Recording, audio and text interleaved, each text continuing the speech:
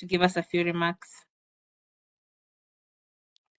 Yes, I think the idea of having this fireside chat, we already have the technical webinars that YP organizes every month, and which is, we have more than around 100 participants every single time. We have so many people registering for the technicals one, but at the same time, the non-technical webinars are also equally important. The awareness about why dielectrics and electrical insulation, this particular expertise, and making the students aware of this, right? So we are YP and women in engineering, both within DIS, we are trying a lot to get in touch with the students from the different universities. We are working on opening new student branch chapters, and we want to know what kind of opportunity students and YPs can have if they join DEIS, and not just in their student life, but in their professional life. What kind of advantages, or what can they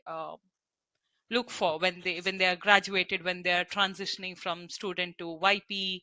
And there are so many things that they could do, right? So not all of us are in the research sector, some are in the industry. And yes, probably Greg is one of the best person who could give us his uh, talk about this, like awareness in this sector, I feel. Thank you so much, Greg, for accepting to join us for this fireside chat. I am sure this is going to be very interesting. And yeah, I'm going to stop talking and let Tracy go on with the fireside chat. Thank you so much, Tracy. Okay, thank you so much, Dr. Sneha, for your remarks. So, okay, before I introduce Dr. Greg as our panelist and also the moderator, Chimasare, I will give you a brief overview of Dr. Greg. This is the information our team came up with. So, for you who don't know Dr. Greg, so Dr. Greg Stone from 1975 to 1990 was a dielectrics engineer with Ontario Hydro, a large Canadian power generation company. And from 1990 to 2021, he was employed at Iris Power LP, which is also in Toronto, Canada, a motor generator and condition monitoring company, which he also helped to form. And he has published two WIE stroke IEEE press books on motor and generator winding maintenance, a book that's on partial discharge testing and authored, which is more than 200 papers concerned with rotating machine windings, right? And so Dr. Greg has also presented invited lectures at dozens of universities and research institutes on 5 continents. So, and since 1980, he has been active in creating and updating many IEEE and IEC standard concerned with partial discharges and rotating machine insulation testing. Dr. Stone has a PhD in electrical engineering from the University of Waterloo, Canada, and is also a fellow of the IEEE and a fellow of the Engineering Institute of Canada. He has several awards from IEEE, IC, and CIGRE, and the US-based Electrical Power Research Institute. So that is a bit about Dr. Greg Stone, but I'm sure you're going to learn more about him, hopefully also from your questions and all, and I will welcome him. Thank you. You're welcome, Dr. Greg. Oh, okay. Well, after discussion with the organizers, I thought I would first do a little bit about PowerPoint, and that kind of goes through, and it was a PowerPoint I had to create from scratch, actually. Normally I can pick and choose. I've done so many presentations over the decades. I can just kind of pick a lot of stuff from other presentations, but I had to create this thing a little bit more, had completely from scratch, because it was really focusing on how I got into the electrical insulation and dielectrics business. And by the way, I know it's not correct, but I use electrical insulation and dielectrics really as synonyms of each other. I know that's not really the case. And in fact, that's why many years ago, I think in the early 1990s, we changed the society, the IEEE Electrical Insulation Society, from IEEE Electrical Insulation Society to the IEEE Dielectrics and Electrical Insulation Society. In spite of that, I tend to use the two words interchangeably. If I'm talking to practical people, Well, that might have been a little bit of a bias I'm just talking about here. Folks who work in the industrial side of the world, I tend to use the word electrical insulation. And when I'm talking to people at the CEIDP, the Conference on Electrical Insulation and Dielectric Phenomena, and generally speaking, professors and researchers, I then tend to use the word dielectrics, which sounds a little bit more sophisticated than electrical insulation. So I kind of use them interchangeably, and so you need to worry about that. So before, I guess, the discussion is going to go on, and we're going to have a little bit of question and answering and stuff like that, I thought it'd be interesting for you to learn how exactly I got into this electrical insulation and dielectrics business. So I have a PowerPoint. I guess I hit share. I can just hit share. Yes, yes, please And go ahead. I'm more familiar with Teams actually. So, and there's PowerPoint. Okay. Okay. So, let's go up, page up. Okay, and let's go to presentation mode. You'll see this is just a short little presentation. At least I designed it as a short little presentation. As some of you know, especially the older folks who are there who've heard me talk, I tend to talk too much, and I apologize for that, but I've never learned how to shut my mouth, okay? So I'm going to be talking about how I got into this business, if you want to call it that. Okay, and one first has to go and click on the screen somewhere. There, finally. Okay, so how did I get into the electrical insulation and dielectrics business? It turns out it goes all the way back to high school, and even really in public school, where I had an interest in electrical stuff. So much so that my parents, who weren't really good supporters of education at the university level and things for various reasons, they weren't, they didn't think much of engineers, okay? And but I was interested in electrical stuff, and our local hardware store didn't have any copper wire back then, but they had steel wire. And if I wanted to put a speaker in another room, they let me bang nails into the wall and tie this steel wire. And I knew I had to do two of them for some reason. One being ground and one being the signal. And I would just put it into the wall boards that we'd have in our house and run these wires. Ugly as heck. But that's, I have to appreciate my parents because they allowed me to do this crazy stuff before I realized, oh, I could get some insulated wire, okay? But I was doing all sorts of little crazy things, projects in electricity back even in public school. But it really happened when I went to high school. And there are some of you who are on this call who might remember Heathkit, which is a nice American company who would build kits for making radios and TVs and theremins and all sorts of amplifiers, all sorts of different little things. And they would send you this kit in by mail. This is before Amazon, and it was kind of cool. You would learn how to put things together and operate around. And they were really good at teaching you how it all went together. And I hope some of you do remember Heathkit. It no longer exists. And even hobbyist stores for electronics and stuff, which there were lots of when I was growing up, they all seem to have more or less disappeared. But that's how I got involved in electrical things or electronic type things. In Canada, we tended to set, even by high school, you tended to decide whether you were going to be in an arts type of thing or a technology type of field or some other kind of field.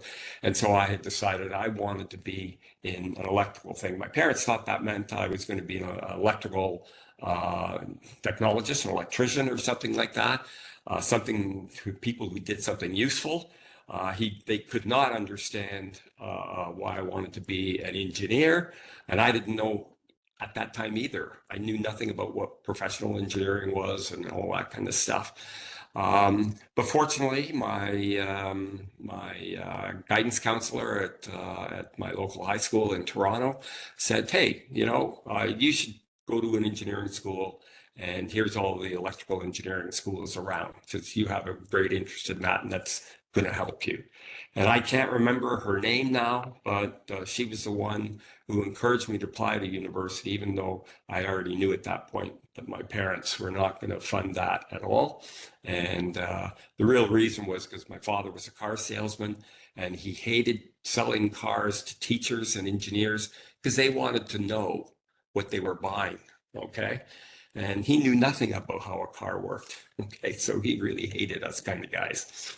So anyway, it was serious with them. So I had to fund my way through university. And the only way I could do that, besides doing all the normal jobs in high school, at that time, it was relatively new at the point, there was a co-op program. And I'm not sure in your countries whether you have these, but this is where you go to university for 4 months. Then you get a co-op job, hopefully related to your field of study for 4 months, go back to school for 4 months, go to work for 4 months, and you do that. And you'd have at the end 6 work terms and stuff like that.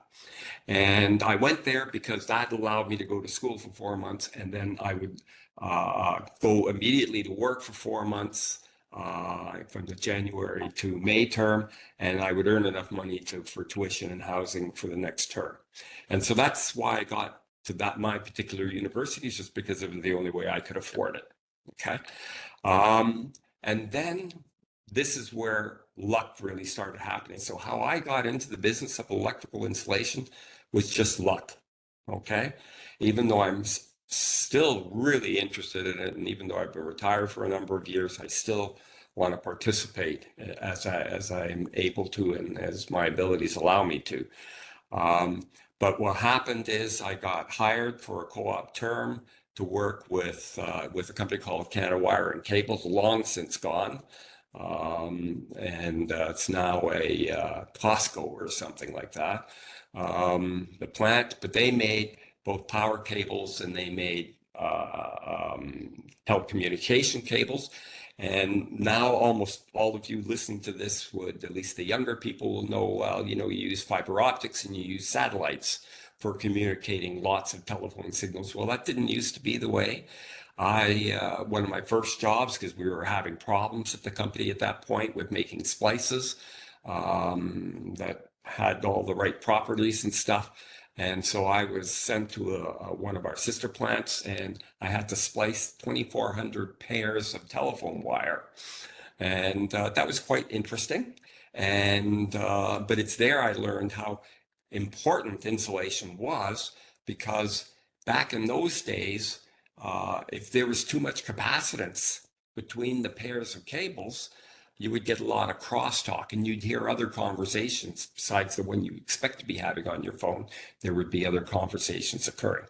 Okay, and I don't know if you've ever experienced that. It doesn't happen as much now, but it certainly happened a lot in the good old days. And that's when I really became aware of insulation, and I got kind of interested in it. And then I came across really my first real mentor. My boss at Canada Wire at that time said, "Hey, you seem to really like this insulation stuff." I was also got involved in trying to calculate electric fields and high voltage DC cables where there's an inversion effect, and trying to computerize it, okay, which was really cool back then with the barbarian type of barbaric computers they had back then. But what my boss at Canada Wire, knew a prof at the University of Waterloo, Dick Van Heeswick, who was my mentor and eventually became my postgraduate degree supervisor. When you're in these co-op jobs, you're supposed to write a report about what you did and what is the engineering impact, blah, blah, blah. And he actually read one of mine, okay? And so I was interested in electrical insulation. And he suggested, well, after my terms with Ontario Hydro were done, or with Canada Wire, I should work for, go and take co-op jobs at the local utility. Now, that was at that time called Ontario Hydro, now called Ontario Power Generation. But at that time, it was the North America's largest electric power generating company with about 33 or 35 gigawatts of generation. And so it had lots of motors and generators, transformers, switchgear, and all that kind of stuff. And I ended up in a group. This is because of Dick Van Heeswick, in a group that was concerned with insulation failure of power cables, polyethylene cables back then. And so I worked on water treating even when I was an undergraduate student. And that really got into it. And then that, of course, those work-term jobs, fortunately for me, in spite of the fact there was a recession going on, I was able to get a job at Ontario Hydro, this utility in part of Canada, and working in their what they called the research division, but it was, why did this transformer, why did this power cable fail kind of thing. It was always doing investigations about why things were failing. They called it the research division, and I started working there. And so that was the first part, okay, when I was in the school system. And then, as I said, I joined a utility, and got very involved in how things failed. And Bill Lockley, he made a lot of equipment at that time, and it all failed. I just thought I'd personalize it a little bit, Bill. Okay. And he would make some coils that wouldn't last very long.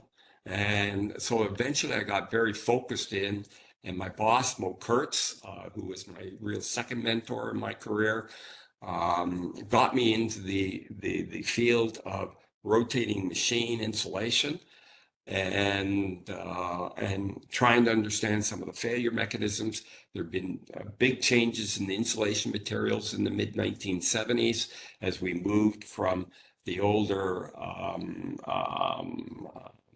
thermoplastic type insulating materials, where we used bitumen and we used varnish and things like that for the insulation of the coils, and then we moved over to thermoset materials like polyesters and epoxies, the modern insulation materials, which are still being used 50 years later. And there, so some new failure processes were popping up. And so I got very involved in that with the help of Mo Kurtz. Okay, and Mo at the same time was pushing me, you might want to go and grab a master's and then eventually a PhD, and I did that. Now, I did take one step early. Young engineers quite often say, well, have a desire to get into management, and I had the same thing. It's brain surgery, okay, rocket engineering. It's you go into management, and generally speaking, they pay you a lot more, even though you're probably less useful to a company. And I got into management, had to look after 100 people at one particular point. I lasted a year at that, and said, this is not for me. My personality type is not conducive with my being a good boss. I yelled at people and things like that. I was a terrible boss. And so then I got back into the technical sphere. Okay. But it was, and ever since then, I've been in that same field. And then just to quickly finish up on me, I worked at Ontario Hydro for 17 or 18 years. I can't remember anymore how long. But in 1990, myself and three of my colleagues, we had been working on a very particular project to advanced partial discharge testing. I'm not going to talk about what that is or whatever, but it's just a diagnostic tool. Those listening here probably have an interest in insulation and dielectrics already, so you're already over the first step. But partial discharges, turns out it works very well on rotating machines to give you advance warning that failure might happen in a few years, or even sometimes a few tens of years. Okay. And so we had developed this technology with a lot of help from the utilities. And because we were a utility, we already had lots of dead bodies. That means failed machines that we could look at, and we were able to develop some techniques that could make that test easier to use and easier to interpret. But it really depended on other development of gigahertz scopes by Tektronix. I remember the biggest thing I ever bought was a Tektronix scope that was 1 gigahertz thing. It was $60,000 Canadian dollars back in 1978 or 79 when it was introduced. That'd be like $200,000 today in US money. Okay, it was a hugely expensive thing. I don't know why they let me buy it, but they did. And that scope, combined with rapid advances in computing things and calculating things that were brought on by the microprocessors and stuff, allowed us to develop some what we thought was different technology. And purely for ego reasons, then the four of us who developed that technology, we left to create our own company, which is called Iris Power.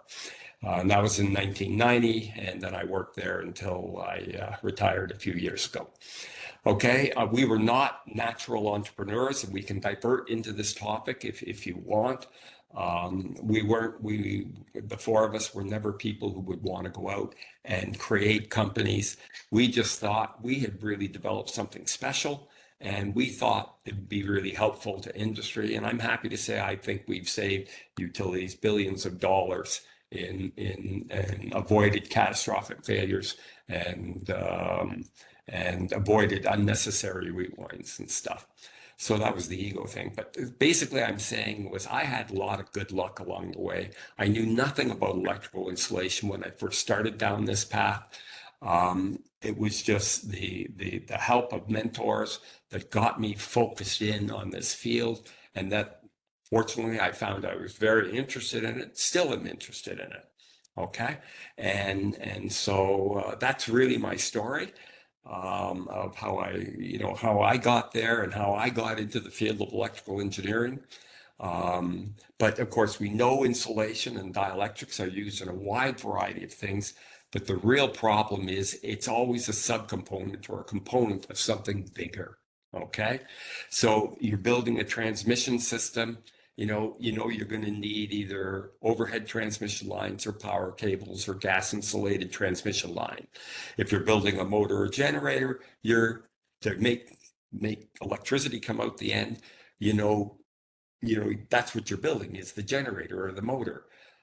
The insulation is really a subcomponent of those things, just like it is of the silicon dioxide in a typical integrated circuit. Or the in the biodielectrics area. This is where maybe there's something really to go forward with, because the biodielectrics, you're actually using the property of the insulation, the material there, the organic material, to make it to form things like muscles and stuff. So it's actually really now no longer a subcomponent, it's the main thing. But in most fields of electrical insulation and dielectrics work, it really is a subcomponent. Certainly when you're talking about high voltages applications and integrated circuit or semiconductor applications, the insulation is there so you can do the main thing, which is to generate electricity or transform it to a different voltage or get it from A to B, or so it could do the calculations, the digital calculations in an integrated circuit or a microprocessor. Okay, but I do want to leave everyone with the thought that, if we didn't have dielectrics, electrical engineering wouldn't exist. As Bill said, for those who joined a little bit earlier, if you don't keep those wires apart, you're going to have shorts and it ain't going to work right. Okay. But unfortunately, and this is the difficulty and the challenge in our business, is because for the most part, dielectrics are not the main thing you're trying to accomplish. You're trying to generate electricity. You're trying to make an integrated circuit. It's always going to be an afterthought. Okay, and I think with that, I'll end, and then you guys can take over, or maybe we can start some discussion going. And I'll turn this off now. Is anyone still there? Oh, yes. Oh, yeah, we're still here. So I think I'll hand it over to Sari to Timothy, could you please help in moderating the session? Hi, everyone. Hello, Dr. Stone. Thank you so much for the insights you've given us right now and about the role luck and other decisions have played in your career. So you mentioned some of the key things that happened that directed you towards your path. We wanted to know if you could reiterate what first drew you to the fields of dielectrics specifically and how the career path unfolded.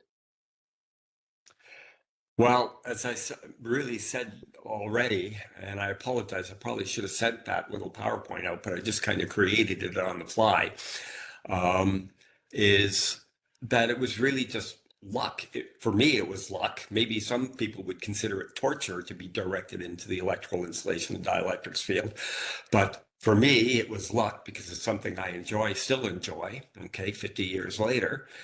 And it was the fact that my first co-op terms, my work term jobs during my university years, had me working on projects that were involved the failure of electrical insulation. Okay, in the case of communication cables, remember the old copper telephone cables, okay? And later on, the failure of power cables when they were failing. And at that time, it was still not quite completely certain why water was a big impact, was affecting the failure of the cables, or being part of the process for what we now call water training and the premature failure of the crosslink polyethylene power cable, which I still remember ads saying from the various manufacturers of power cables saying, we're replacing that old paper and oils insulation system that you have with this modern crosslink polyethylene, and it will last forever. Okay, and 10 years later, the cables were failing. Okay, so it was really just luck. It wasn't anything that I had any preconceived notion that I wanted to, when I was in high school or university, that I wanted to get into insulation. It's just that I knew I wanted to be something electrical and electrical engineering, and that I needed then, and then it's just my first jobs got me into that field. And then it just carried on because I enjoyed it so much. I just carried on. Okay. Greg, would you say it's serendipity? Yes, serendipity is another word for it, Bill. Okay. I just in the right, from my point of view, I was in the right place at the right time. I know people who I've hired over the years who can't stand electrical installation. It just sits there and apparently does nothing. Okay. And they think it's so uninteresting compared to, all these, AI and nanotechnology and all these other things and communications and Wi-Fi and Bluetooth and all the things that now electrical engineering encompasses. Okay. That really people on the street level basically understand why you want a cell phone, okay, or why you need to get electricity from A to B. But it was really serendipity, okay? I was in the right place at the right time and given the right products. And I have no idea whether if I'd gotten down the road of becoming like a magnetic field designer and so I could be a machine designer, or whether I'd be interested in some aspect of high voltage. I knew I wasn't going into the business of integrated circuits at that time in Canada. It really still is. There's really not much in the way of manufacturing of integrated circuits there, so job prospects were great for that field unless you were willing to move.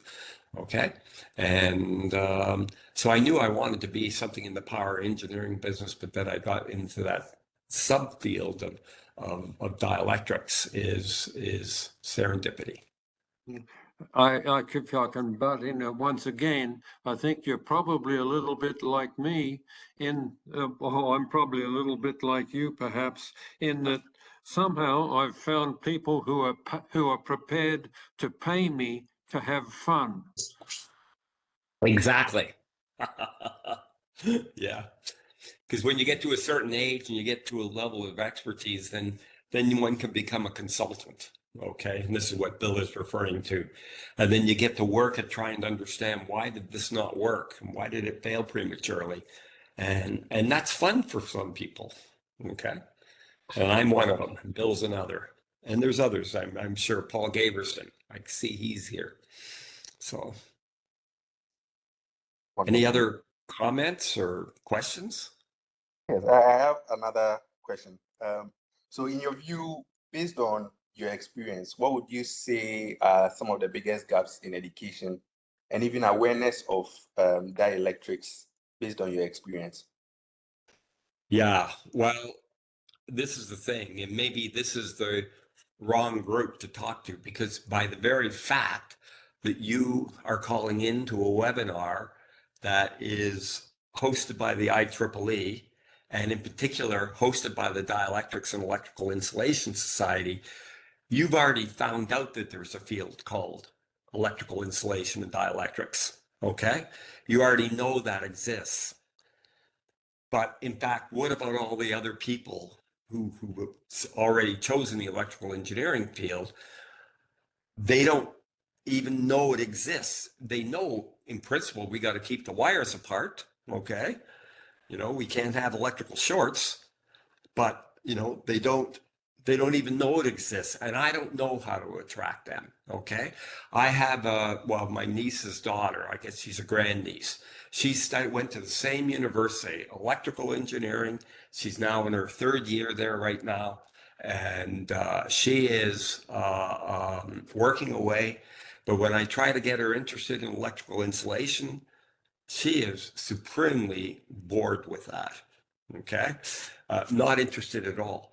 Okay, so I don't know. The first step is really to be aware that this branch of technology exists, and because it's not an end product for the most part, it's not a cell phone, it's not a TV, it's not a computer. Okay, um, most people don't, it doesn't impinge on their thoughts that it's there. So that's one barrier. Okay, and I don't know how to overcome that. But once you know that it's there, okay, this is where you need the mentorship. Okay, for the people to interact with people who've been in the trade for a while and who might guide you to things that are maybe more interesting. Okay, and and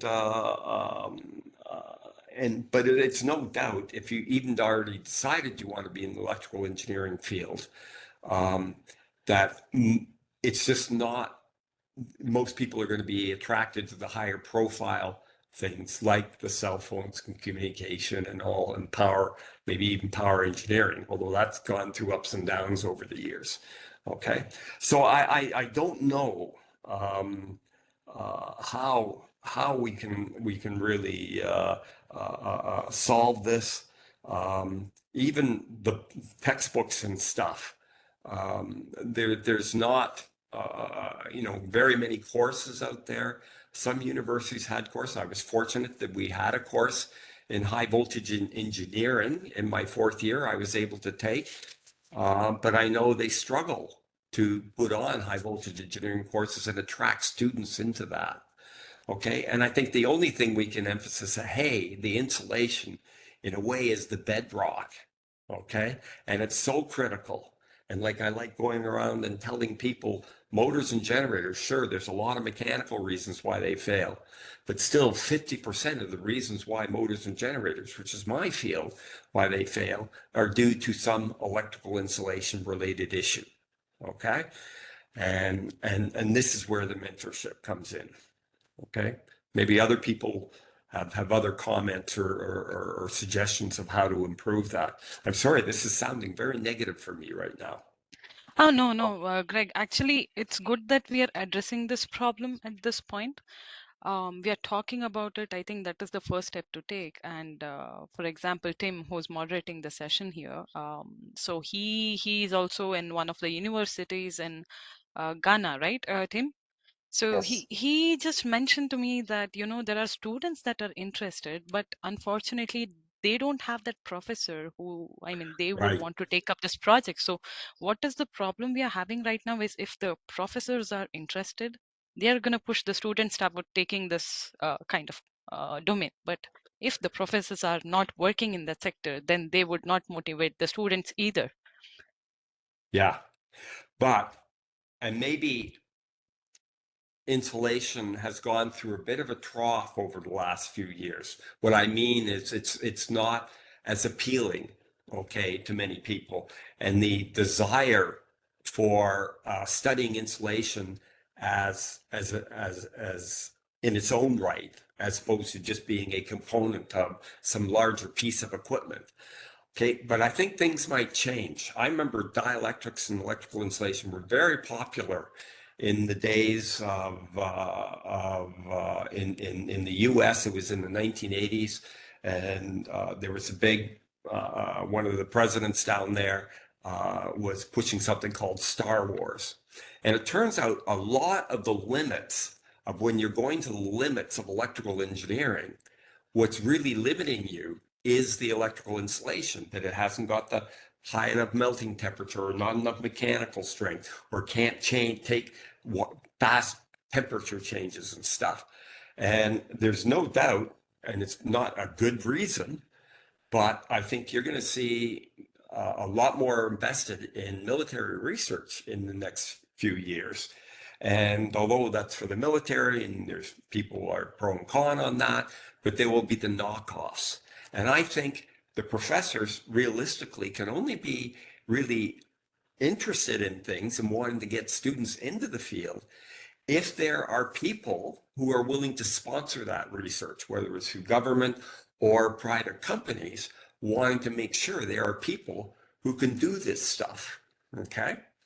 And I think, right or wrong, we're coming into an area or a time, especially in the West, where there's a ton, and we know obviously in China and Russia, where there's a lot of emphasis now on military capabilities, and the life limiting thing of a lot of equipment that's used in that field is it requires insulation, and we have to push the limits of the electrical insulation. This will then naturally create a desire for more research to understand things or find better materials and things like that. And so I think, being an optimist, that new things will come forward, okay, because of that, okay? Again, I don't care what your politics are, but history has shown that, investments, I don't even know if that's the right word, but development of new weapons, let's call it what it really is, okay, always requires a lot more research and stuff. And electrical insulation being the life-limiting component in many types of equipment is I think will benefit for that. So I think those of you who are studying now, there's some optimism that there will be more profs coming available who will, because there's demand out there for research in this area, that it will expand to more and more of the universities. Okay. Sure. Let's see if that one gets me shot. Yes. So Yeah. those are very great points. Another, and you mentioned it a number of times, but it would be nice to know if ways through which academia and other academic institutions can integrate the knowledge of these dielectric concepts very early into the curricula, and how that can be made relatable for students so that the interest is picked very quickly. Yeah, well, as you mentioned, I think I've kind of addressed it already. Yeah. Professors are just, in some sense, just like any other trade or business. You have to have funding for your research, and to have funding for research in dielectrics, you have to push the envelope of what's capable with the materials and the diagnostic methods we have right now. Okay. And what we need is another driver out there that will then drive university professors to say, hey, geez, there's a lot of grants that are possible now in this particular area. And the demand for that will generate supply. Okay. Just using economics there. And but right now, you know, in the little country I'm in Canada, you know, there's so few universities who are into this field. Okay. And yet many of them used to, during the 1970s, there were many universities in my country that had very active insulation related research projects and high voltage labs and stuff like that. And now we're down to about a half dozen in the whole country. Okay. And I don't know. I think new demand is going to create that. Okay. And the demand, unfortunately, that I see is the one. Military research is always great for generating new knowledge. Perfect. Yeah, maybe if I may to make a comment. Sure, go ahead. Yeah, so it's Alex Levin. You know, just talking about what needs to be done. When we talk about young people, many of them actually try to understand where are the opportunities for their careers, For right? sure. So yes, and I think what from IEEE standpoint, what I see actually, what is required right now is very strong coordination between Power and Energy Society and Dielectrics and Insulation Material Society. Because, Yes. you know, demand for coming from the field, and the field we are talking mostly about is power engineering, or Power and Energy Society, as it's called in IEEE, right? So I think Power and Engineering Society needs really to show that demand is extremely high right now. So we are talking about really redesigning our energy supply and energy distribution and many other things, right? And it's all related to insulation. So I think this coordination is necessary really to reach out and show young people that opportunity is huge, and this opportunity will stay for quite a long time. From my point of view, right? And of course, there are maybe opportunities in artificial intelligence, Yeah. but you know, we can really compare. And I would say maybe in power field is no less opportunity right now than in artificial intelligence. So I'm just trying to comment that from IEEE standpoint, they can do much more and much better. And in fact, there's at least one person on the line who could probably answer that better than me, Paul Gaberson, okay, who's very recent president of the DEIS. But you mentioned the PES and DEIS. I know in my time when I was in leadership positions in the DEIS, the Power and Engineering Society, or Power and Energy Society, as they call themselves now, has always been trying to gobble up. They don't see the need for a separate society. Yet it turns out there's actually other societies. And remember, the Dielectrics covers a lot of stuff. And so the Industry Application Society is also very involved in electrical insulation. Okay. And you have the biomedical things. You know, I alluded to it a little bit already, but you know, there's been several conferences, CIDP and other ICD conferences that have been held lately that have talked about, you know, dielectrics, but using it for muscles in robots and or maybe even humans one day. Okay, they're based on but it's using materials, biomedical materials, as dielectrics, because that's what they really are. So you can't do a one-to-one link with the Power and Engineering Society and DIS. And I know during my time in the leadership position in the DIS, the Power PES, they were always trying to say, I don't know why you're there. We should just get rid of you guys and just absorb us. And I hear rumors that's still the case. But remember, we're involved in other things, including more of the industrial side of the world through the IAS, the Power Electronics Society, and even all the societies that are associated with the Electron Devices Society. Insulation is part of all of that. And so I see insulation and dielectrics as a horizontal thing that's basically providing a critical component to all these different applications, not just high voltage, but also to industrial applications and to biomedical applications and of course to semiconductors. Okay. And so at least in my time, that's how we tried to justify, no, we need to be separate because we cover more than just the high voltage insulation materials of epoxy and mica and oil and paper and polyethylene and whatever. Okay.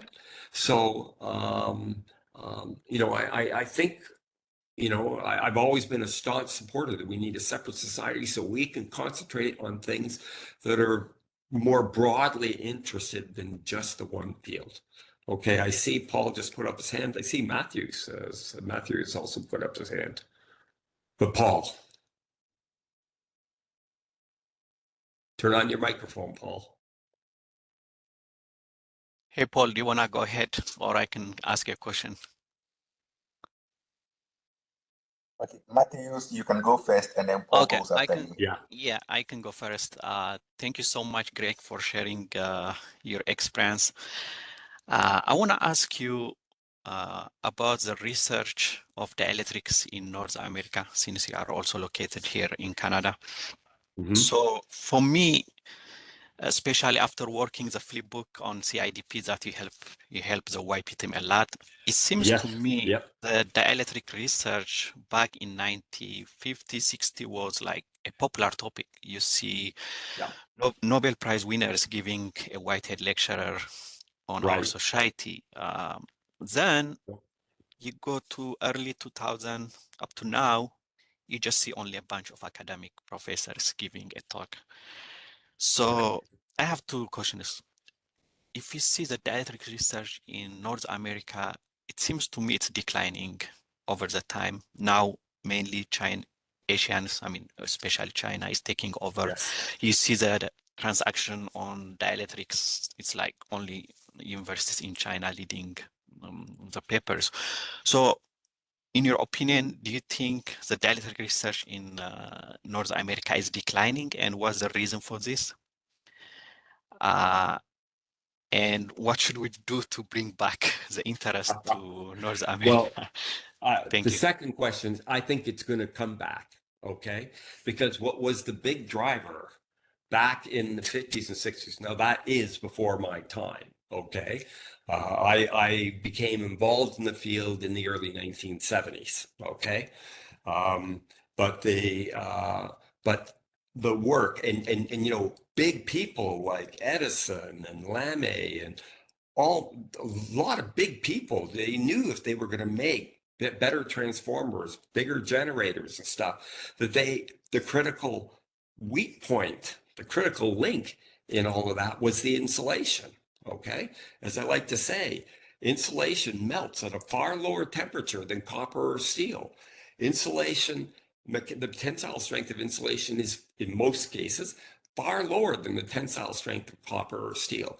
And so it's the weaker material, okay? And so that's where you need to do the research.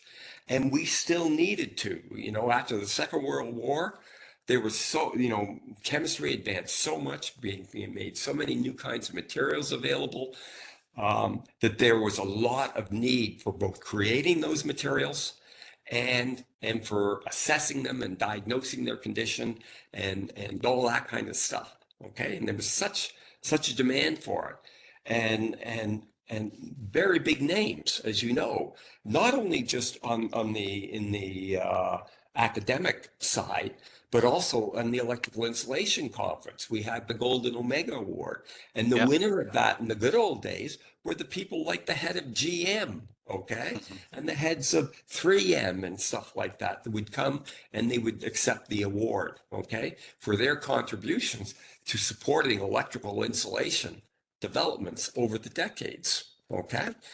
Yeah. You know, and nothing against who are winning these awards now, but you're right. They tend to be more of academics. They've made some improvements in technology and things like that, but they haven't had the far reach. And that's basically what's happened in both Europe and North America. Okay. But there's no doubt that China, for whatever reason, I like to ascribe it to the fact that most of the leadership in China are engineers. Okay. I really think a lot about engineers. Okay. I don't think so much or think so highly of lawyers. Okay. Or MBA types. I'm sorry if some of you got MBAs. My wife has one of those. Okay. Okay. I always compare it to a lobotomy. You know, you take an MBA, you walk in with full brain and out comes less of a brain. Okay. But that's a joke, please. Take it as a joke. And they have a different focus. It's very much a structured thing there. But that's why I'm saying, both in Western Europe and North America, I think we're going to see a resurgence of electrical insulation because it is the thing that limits major aspects of the designs of so many different kinds of equipment that we'll need to develop things. In my business of rotating machines, you know, if you fell asleep in 1958 or 59 and you woke up today, there's not one thing that appears in a coil that would be made today that they didn't know about back in 1958. Okay, think about that when we think about phones. Okay, and now we have our cell phones or our mobile phones, and compare it to the dial-up thing. You know, that thing you see on old movies where you have a dial and it's connected by copper wires. Okay. In some areas, technology has advanced a lot. In the power engineering field, not so much.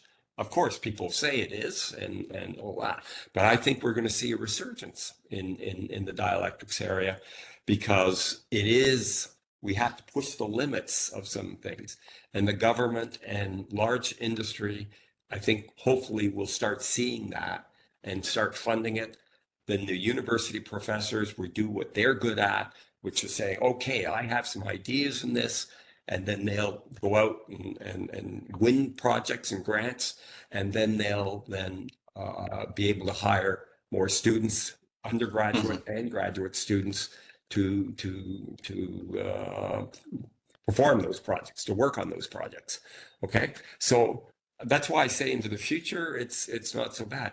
Even now, with the introduction of variable speed drives, I know I'm focused on machines and I apologize for that, but the development of the IGBT was, and now the silicon carbide type switching devices are causing tremendous extra stresses in certain cases on motor windings and generator windings.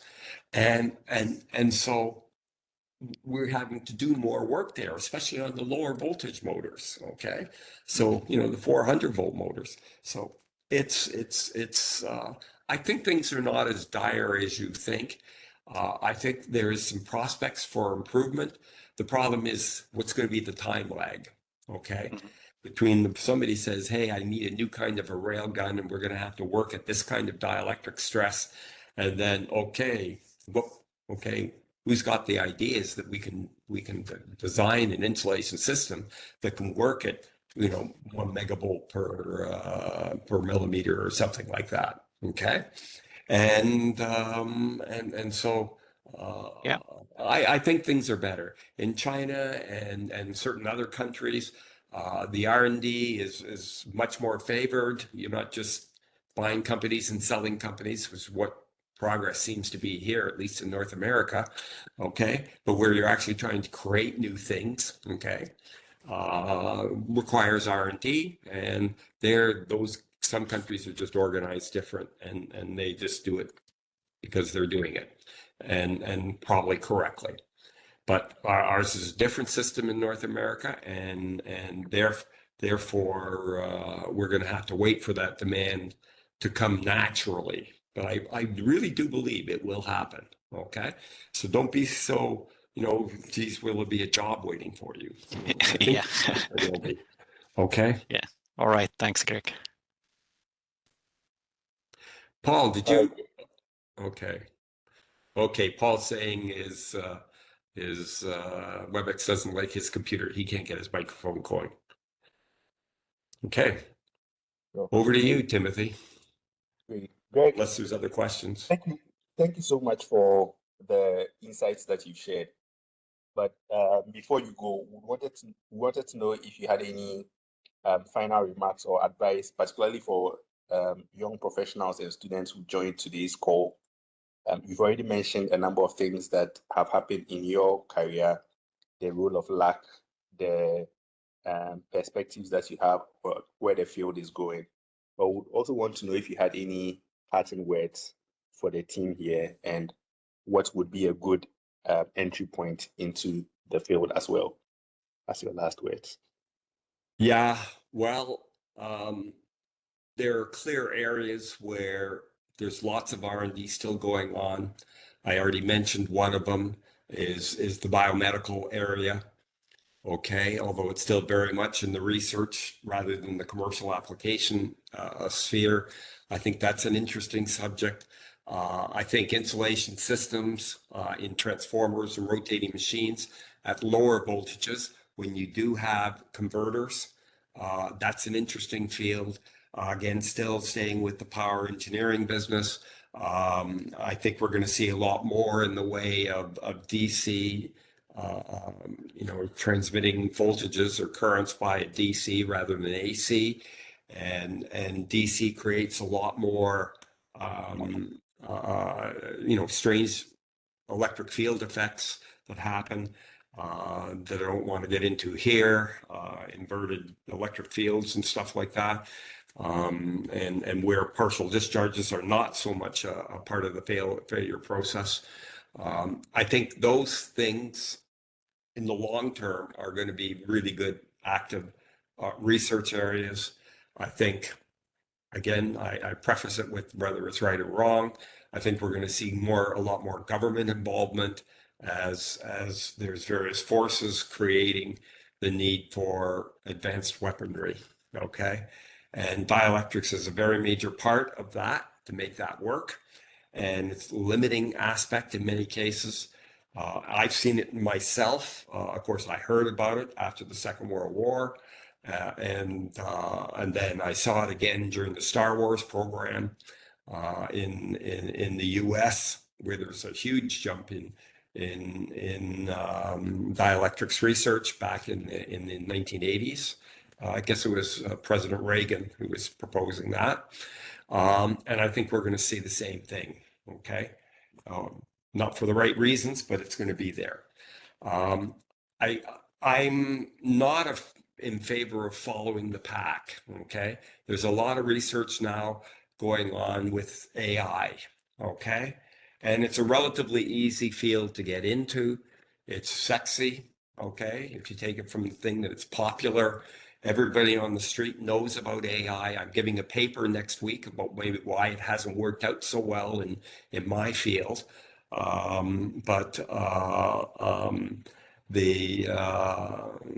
lot of people, it's easy for professors to get grants if they have the magic word AI.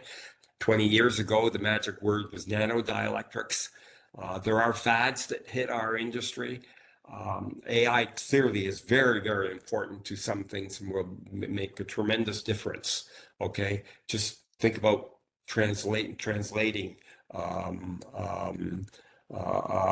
one language to another. Now it's so much better now than it used to be. And of course, summarizing text and stuff like that. It's amazing what it can do. And of course, coming up with new chemical compounds, or not new chemical compounds, but chemical compounds that might be really useful for fighting diseases, okay? And AI has shown its worth there already. but it's also become a bit of a lame duck. The local national newspaper in Canada is called the Globe and Mail, and even they're getting cynical about everybody and his brother mouths the word AI, and they expect to be then flooded with money. And I'm not sure how influencing or how important AI is ever going to be in the electrical insulation business. Certainly, there will be niche aspects that it's going to be there, but I'm never one for following the crowd. So that's where the crowd is right now. So, and I know I'm probably stepping on toes here because some of you are probably applying AI techniques. I'm not suggesting you just get out of it.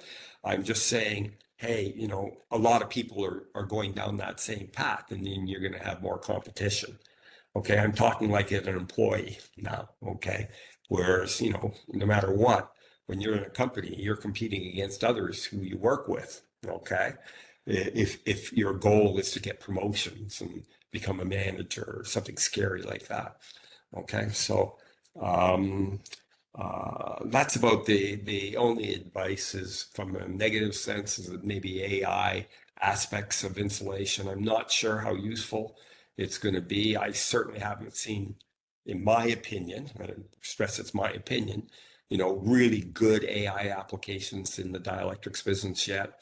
And it could be just my ignorance that I might not be reading the right papers or listening to the right presentations when I go to conferences. But I think there's but there's lots of other things, the biomedical area, the impact of the new stresses created by these drives on electrical insulation. I still think they're good, active things. In fact, I think I wrote an editorial in the IEEE Electrical Insulation magazine about that those of us who used to be involved with high voltage motors and generators, now the main research interest seems to be in the low voltage because we're pushing those stresses even higher than we did even in the higher voltage applications in some cases. So I'm not sure if that's useful, but that's the way I perceive it. But you got to remember, I'm an old guy and I'm a cranky old man now. So, and sometimes you don't want to listen to the old people. Okay. Great. Thanks so much. Tracy, over to you.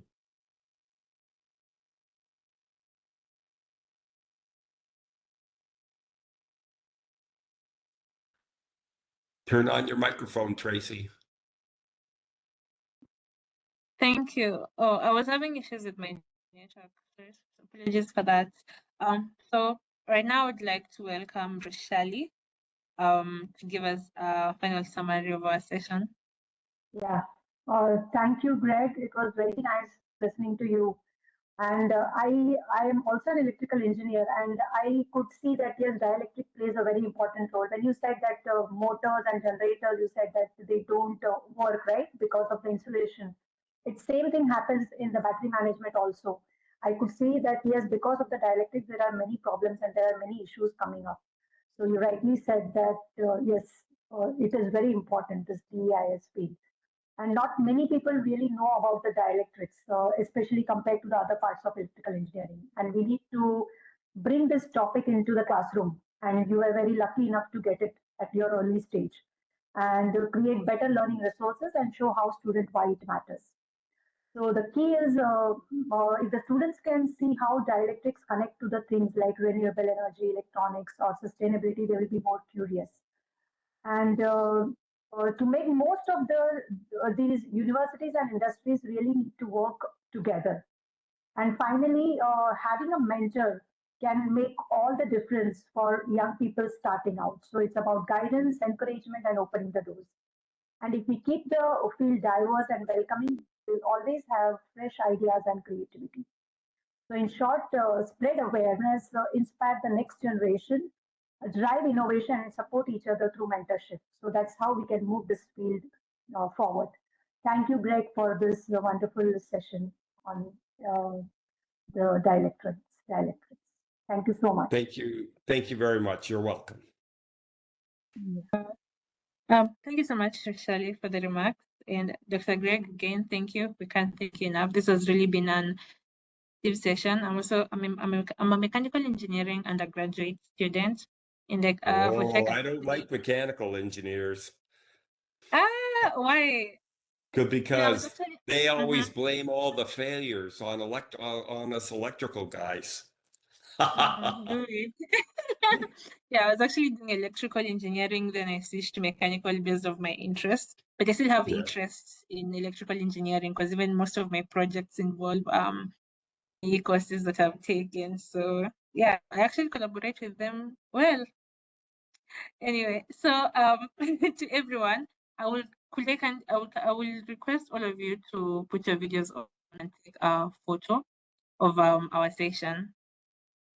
Yeah, before we yes, thank you. Yeah, in the next 5 seconds, could everyone please put the video on? Oh, you want me to show myself? Yes. Oh, okay. A second. I figure I'm pretty ugly, so I figure people don't want to see me. Let's see. Oh, yeah, it's this button.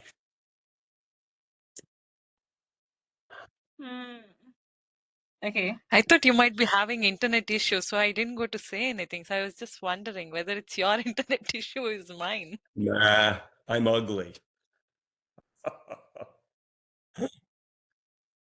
Okay, I think I'll be taking a photo right now. Yeah. Thank you so much to everyone. Yeah, I've already taken the photo of us. Thank you so much for everyone who's attended this, and we're grateful for the information for everyone who's participated in this. Thank you, and see you again next time. Okay. Ciao. Bye-bye. Bye. Thank you, Greg. Thank you, everyone. Bye. Yes, Bye.